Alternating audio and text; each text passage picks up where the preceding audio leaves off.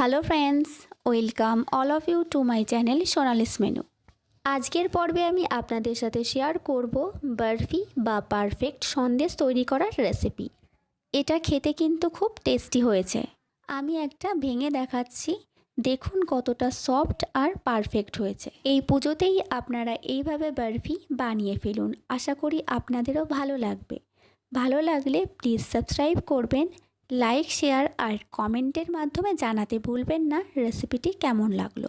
তাহলে চলুন তৈরি করা যাক। প্রথমে আমি হাফ বাটি চিনি মিক্সার জারে গ্রাইন্ড করে নিলাম। এখানে নিয়েছি 1 গ্লাস দুধ। বরফি বানাতে আমি কতগুলো টিপস বলবো যাতে নতুনেরাও খুব সুন্দরভাবে বানিয়ে ফেলতে পারেন। এবার দুধটা জাল দিয়ে এর মধ্যে দেব হাফ বাটি চিনি। ফ্লেমকে মিডিয়ামে রেখে দুধের সাথে চিনি ভালো করে নাড়িয়ে মিশিয়ে নেব। তারপর দুধ যখন এইরকম ঘন হয়ে আসবে তখন গ্যাস অফ করে দেব। এখন দুধ হালকা ঠান্ডা করে নেব আর উষ্ণ গরম থাকতেই এর মধ্যে দেব 1 বাটি মিল্ক পাউডার। তারপর এটা দুধের সাথে ভালো করে নাড়িয়ে মিশিয়ে নেব। মিল্ক পাউডার কিন্তু হালকা গরম দুধে মেশাতে হবে, না হলে দলা পাকিয়ে যাবে। এবার এর মধ্যে দেব আরও 1 বাটি মিল্ক পাউডার।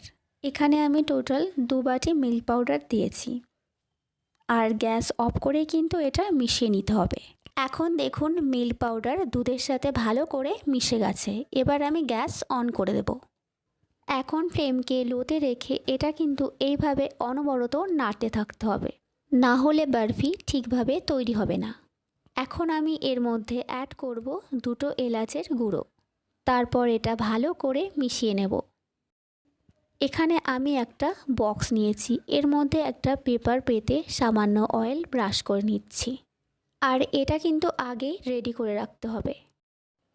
এখন এর মধ্যে 1 চামচ ঘি অ্যাড করব, তাহলে এটা আরও সফট হবে। এবার ঘিয়ের সাথে এটা নাড়িয়ে চাড়িয়ে মিশিয়ে নেব।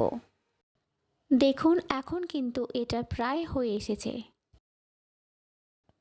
কিন্তু আমি এটা এইভাবে গোল করে দেখে নিচ্ছি হাতে লাগছে না, তাহলে এটা তৈরি হয়ে গেছে। এবার আমি গ্যাস অফ করে দেব। এখন এই মিশ্রণটা গরম থাকাকালীন এই বক্সে সেট করে নিতে হবে। তারপর এটা চামচের সাহায্যে এইভাবে প্রেস করে নেব যাতে বক্সে ভালোভাবে সেট হয়, তাহলে সন্দেশগুলো দেখতে ভালো হবে। এখন এটা 10 মিনিট রেস্টে রাখবো। এবার আমি সন্দেশগুলো কেটে নিচ্ছি। আপনারাও এইভাবে বানিয়ে ফেলুন বরফি, আশা করি আপনাদেরও ভালো লাগবে। ভালো লাগলে লাইক করে কমেন্টের মাধ্যমে জানাতে ভুলবেন না রেসিপিটি কেমন লাগলো। আর সাবস্ক্রাইব করে বেল বাটনটি অন করে রাখবেন পরবর্তী ভিডিওর নোটিফিকেশান সবার আগে পাওয়ার জন্য। সন্দেশগুলো কেটে নিয়েছি, এবার এর মধ্যে ড্রাই ফ্রুটস দিয়ে দিলাম। তাহলে আজ এইটুকু, আবার দেখা হচ্ছে নেক্সট টাইম নতুন একটা রেসিপি নিয়ে। সবাই ভালো থাকুন, সুস্থ থাকুন। Thank you for watching.